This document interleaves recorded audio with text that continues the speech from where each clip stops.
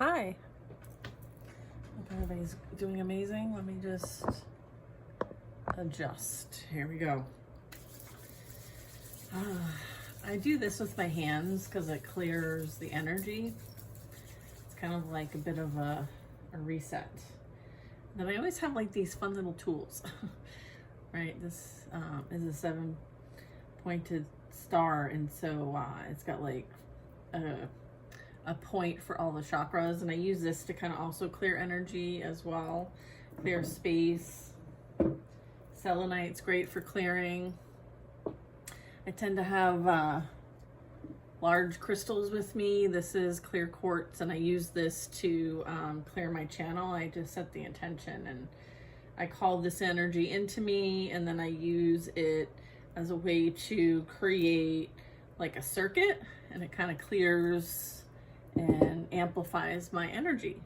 So there are a few ways in which you can use crystals to either prepare a reading for yourself or clear your energy or the space that you're currently working at. Like maybe you've got a project going on and you're like, hey, I'm feeling a bit unmotivated. Maybe I need to do a bit of clearing and setting an intention, and you can also follow it up with like other crystals, right? To kind of like back up the intention.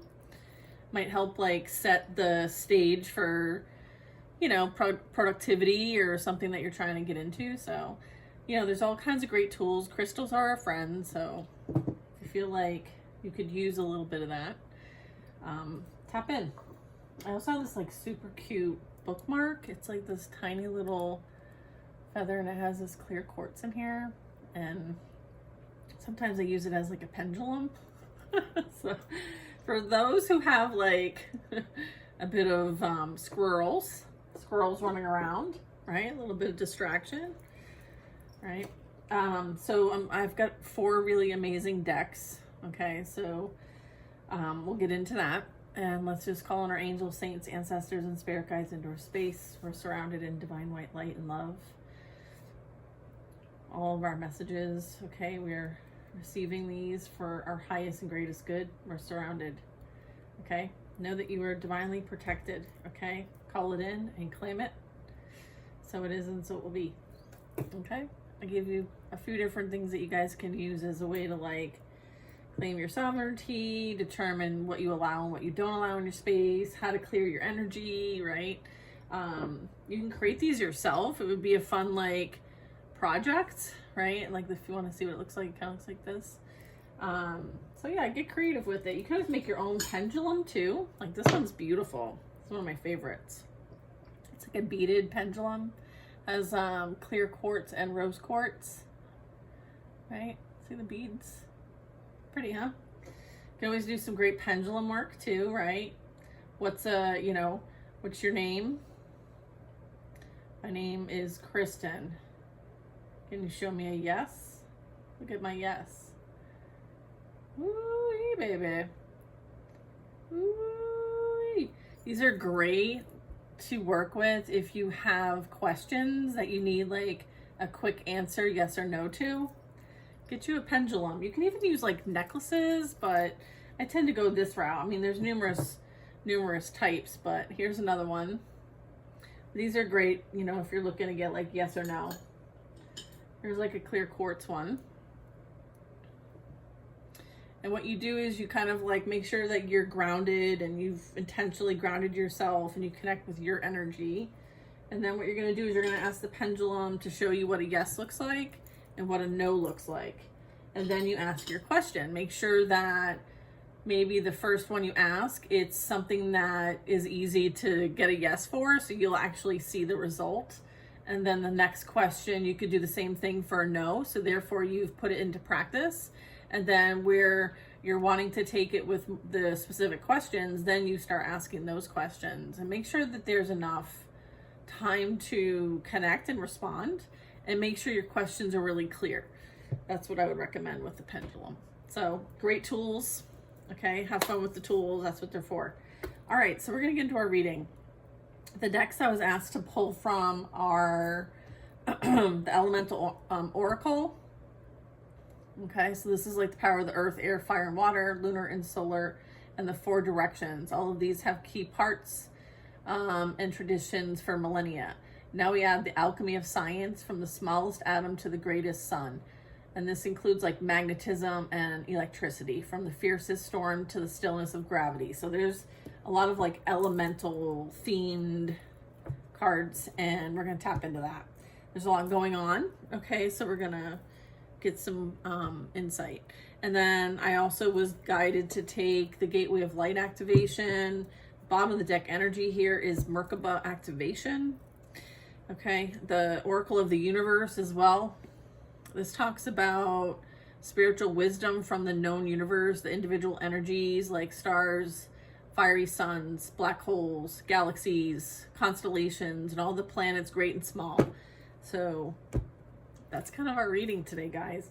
And then I do have a tarot deck, and it's a tarot deck that like I cherish. So I don't use it very much. And it literally is Tarot of the Old Path. And it's about female wisdom. So it's a really cool tarot deck. And what's on the bottom of the deck is the Queen of Swords. So she'd be checking people. She's like, I check you, boo. I check you, boo. Okay? All right. Bottom of the deck energy of the elemental is the volcanoes. And I know this is like a super hot topic. And it's for good reason that it's on the bottom of the deck here today. So we're going to talk about that. We're also going to talk about this Merkaba activation, okay? And like divine support, angelic attunement, as well as like the ascension process playing out.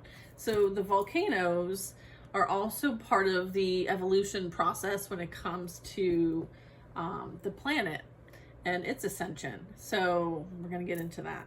And then also we have Scorpius, which talks about retribution. So we'll also get into that. So we're going to start with the elemental deck first. Okay, we're going to keep the volcanoes out. Okay. Thank you.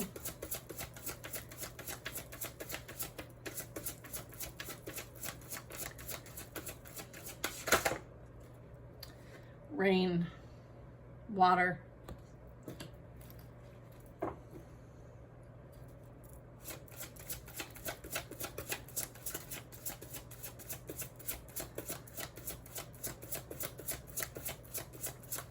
So it's like right now the elements we have are fire and water. Look at this beautiful marine life card. It's gorgeous. This very much is like a process of purification, is what I'm getting. Maybe even new lands created. There's a whole biome here. And then I have ice.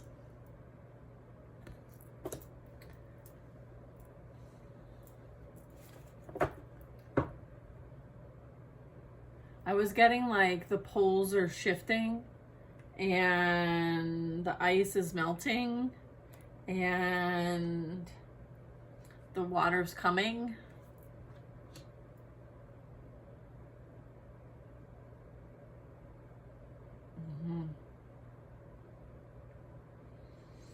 There's so much creation that lives in the sea. It's almost like what was asleep is going to be awoken. That also is what is coming forward for me when it comes to the volcanoes. Whatever is asleep is awakening. And then we have time. It's like cycles. Tick-tock. Okay, so we're going to read the volcanoes. The volcanoes talk about power, old grudges that should be released and let go. Heavy energy hurts us. Should we hold on to it for too long? Allow your anger to flow through you rather than saving it all up for an explosive release. Reformation may be necessary. Sometimes the greatest powers are hidden from view. You have the power to create or destroy. That's the volcanoes. Interesting. Yeah, it says the name on the card talks about dynamis, which is an ancient Greek word for force or power. A volcano forms by a rupture in the Earth's crust, releasing ashes, gases from a hot magma chamber. The crust protects us from the heat. Volcanoes are more likely to form where two of the Earth's tectonic plates rub together. The famous Ring of Fire, the horseshoe-shaped basin, Pacific Ocean, 90% of the world's earthquakes occur there, is also the home of over 450 volcanoes. My understanding is that the Ring of Fire is lit. Volcanoes are also incredibly powerful, and their explosiveness is hard to predict even with modern methods. It is estimated that if a giant supervolcano caldera under Yellowstone National Park in the US, if it ever decided to erupt explosively, there would be so much ash and debris and power release that it could well trigger an extinction event on Earth.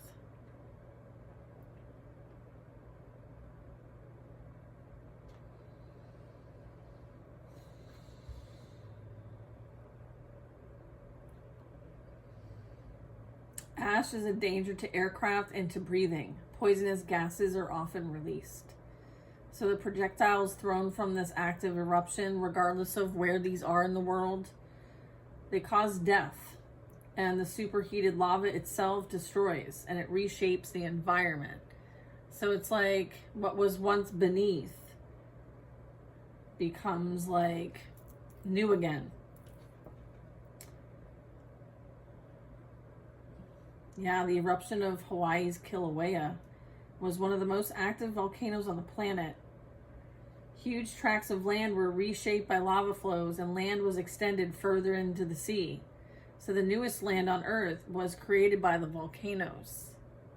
And volcanic soils are considered to be one of the most fertile of all. Look at. And then there's rain. And it's most fertile for growing food. While volcanoes signal destruction on one hand, they create a new with the other. So it's almost like these volcanoes are like a form of purification, right, for our planet, but it's also part of like the death and rebirth process for Mother Earth. And it's like what might have been old land is becoming new again. And it's through this process of like alchemy. All the elements are present. And it is like a cycle playing out. And then we have this clocks, time. Time represents the earthly plane. Time represents that there's rounds. What are these clocks pointing to? They're pointing to 10. Legit. They're legit pointing to 10. Wow. Okay.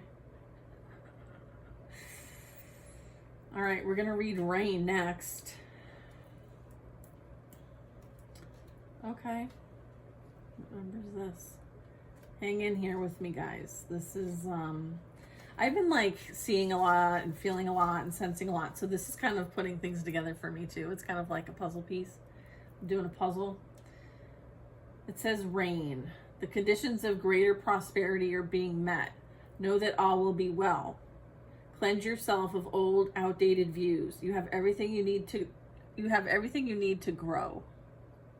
Let yourself be cleansed. Word of power. Fecundatio. It's a Latin word. It means fruitfulness.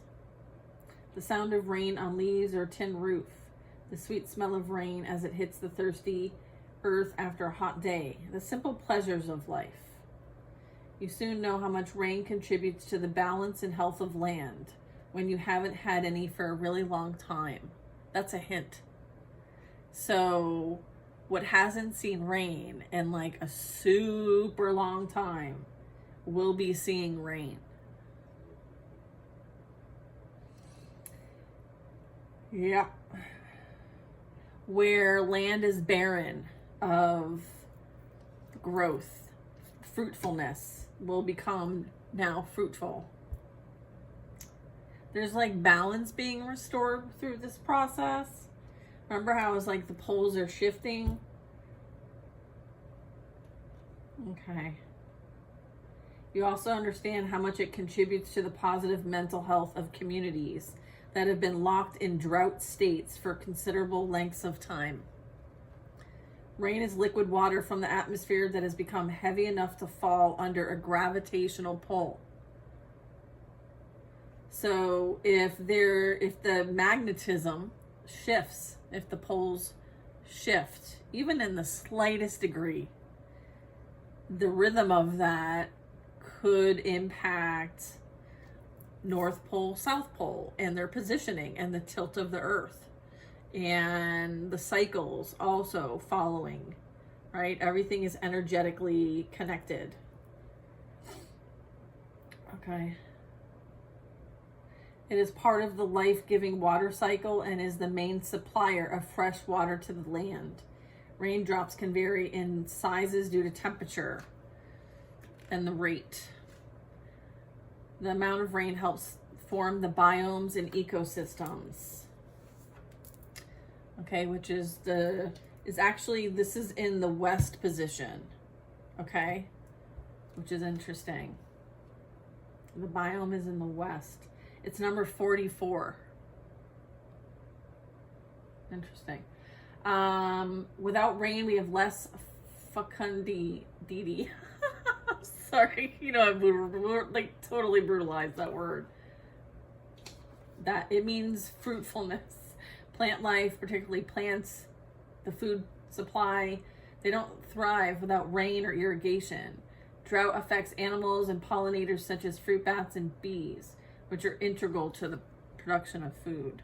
Some biomes are wetter than others and have almost constant rainfall, such as rainforests. Human intervention has influenced these rain patterns. Particles of solid or liquid matter suspended in the air can actually increase cloud condensation and trigger a rain event. Also a clue. So there could be a massive water event. Man-made global warming is also affecting rain patterns, with some areas becoming drier and some having more intense rainfall. That's the element of water. All right. The next card is number 33, and it's ice. Purity. Look at this card. I feel like this card's so cool. This might be multiple readings, you guys. I'm just going to do like maybe one deck, and then I'll start the next video, okay? So this talks about the way forward is clear. See nature in its purity. Let it comfort you and strip away what is unnecessary. Freeze out what is not of benefit to you at this time. When you look at things clearly, there will be purity to the solution. Svela, ancient Norse, means swell. When water gets chilled to 0 degrees Celsius, it freezes into a solid state. That is, ice is formed. Ice has different appearances and forms that often depend on the rapidity of freezing. Ice is less dense in its frozen form than in its liquid form. A kind of magic, really. It does, however, increase in volume, having a larger volume than water. The biome where ice forms naturally is called a cryosphere. Glaciers are very important forms of fresh water storage.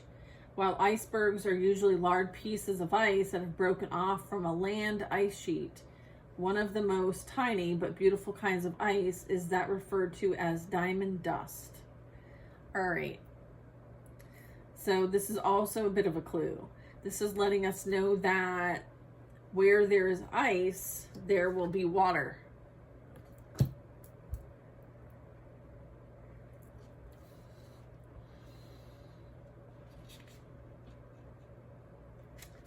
And there's a lot of fresh water.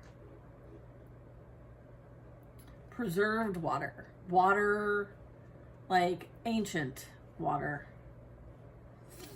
these little these like diamond dusts, they're like ice needles that form at temperatures approaching below 40 degrees Celsius. Due to the air with a slightly higher moisture content, which mix with colder surface-based air. I have witnessed this, according to this book writer.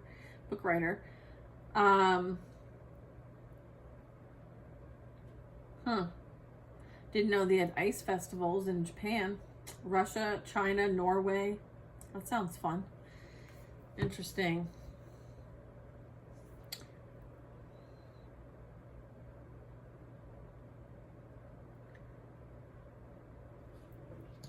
All right. Time is the air. Air, okay, is in the south position. The ice was in the east position. Fire was in the north. Rain was in the center. Discipline. Find out the causes of your procrastination or resistance. Do not miss your opportunities. Someone is wasting your time. Be aware of this. You have finite time on this planet, so use it well. The word of power, disciplinatus, a Latin word which means disciplined. As you grow up, time seemed to pass very slowly and you couldn't wait to grow up. Then, conversely, you aged, time went quickly and you knew it was running out. We have an innate idea of time, but what is it actually? Physics say it's what a clock reads. Simple. Time has also been defined as the continued infinite progress of existence, but it is hard to put a definition to the word without actually using the concept of time. We normally refer to time in what it can do for us and what it means. Humans initially broke time down in measurements, or light and dark, day and night. When the sun rose, when it began, circle across the sky when it set, when the moon rose and continued its arc. As humans become more sophisticated and began to break down these phenomena into hours, minutes, and seconds, we learned how to accurately measure time, although many different cultures had just as many ways to express time through their calendars. The study of measuring time is called horology. Time is an important element in the way it combines with other elements, like the speed of light, the velocity of an object, space, time, and gravity.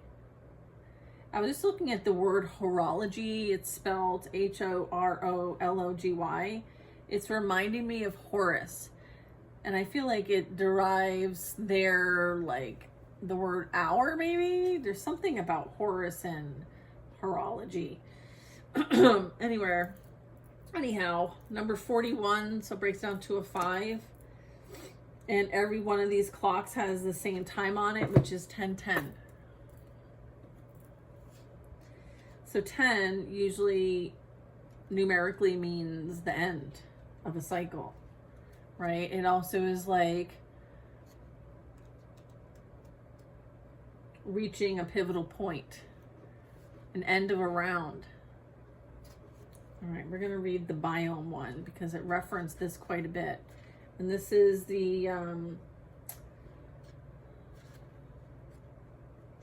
last card. The biome represents connection. The whole is greater than the sum of its parts. You are asked for synergy at present. Be aware of the needs of others. You are a part of the same whole. Consider working more closely with your community. The word of power is conligo, which means, it's a Latin word which means to infer, deduce, okay? Biomes are not ecosystems, they contain the ecosystems.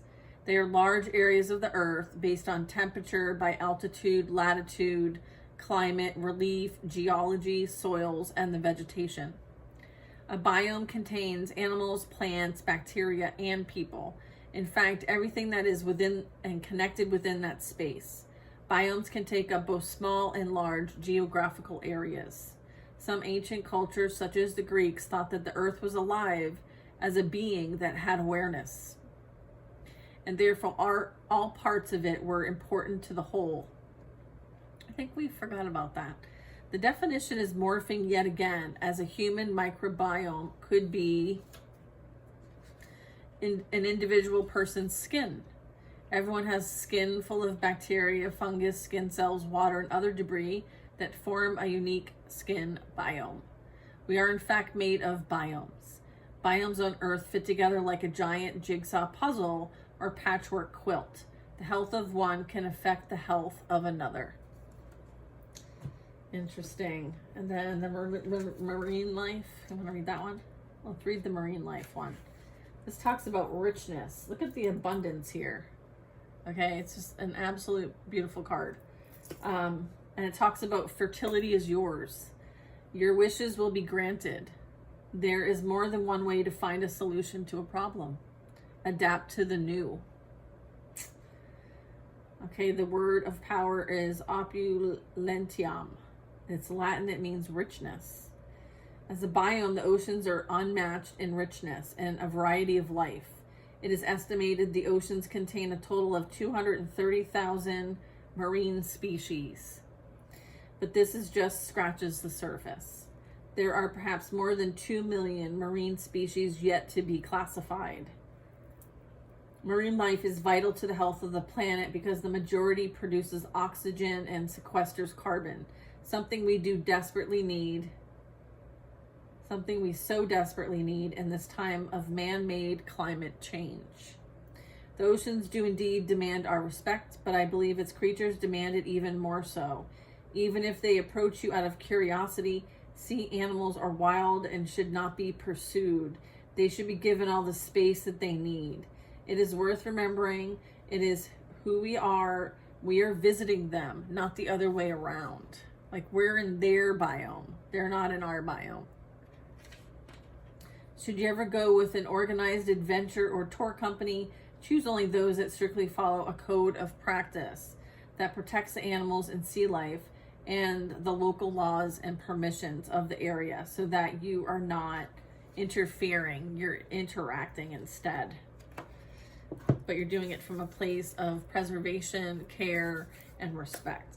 Interesting. And then remember how I was talking about like the poles shifting and movement happening, and you know, you might be seeing all kinds and feeling all kinds of sort of ways. Like there's magnetism there. This could be you also able to attract this kind of energy into your reality. And it may look a bit orby, but it actually could be like, I have Seraphim here, I have the Merkaba here, and then I have North expansion here. It's like there's like something that's very coordinated here, if you can see that geometry and what that's referencing. And then I have speed and movement. So depending on like your calibrations and things like that, there might need to be a bit of a like an adjustment, a movement. Things are going to move quickly, or you're the one that might need to move. So I have a bit of that energy. Let's see, is there anything else with this deck? No. Okay. Okay, we're gonna clean this up. Sounds good. Put this back. All right, you guys, I think I'm gonna do another video with the next 3 decks. So catch you on part 2.